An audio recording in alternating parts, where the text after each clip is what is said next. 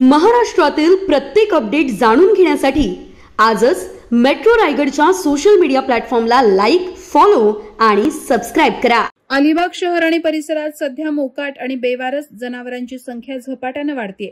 मुख्य रस्ते, बाजारपेठा आणि तसंच गावातील अंतर्गत मार्गांवर ही जनावरं मुक्त संचार करताना दिसतात।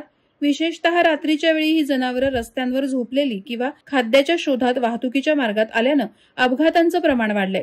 या समस्येमुळे वाहन चालकांना सतत सावधगिरी बाळगावी लागते। अनेक वेळा दुचाकीस्वारांना अचानकपणे जनावरं आडवी येतात आणि त्यातून गंभीर अपघात घडतात। काही घटनांमध्ये प्रवाशांचे प्राणही गमवावे लागलेत। यामुळे स्थानिक नागरिकांतून संताप व्यक्त होत असून प्रशासनाकडून तातडीनं उपाययोजना करण्याची मागणी केली जाते। पालिकेनं मोकाट जनावरांवर नियंत्रण ठेवण्यासाठी वेळोवेळी मोहिमा राबवल्या असल्या तरी त्यात फारसा फरक पडलेला नाही।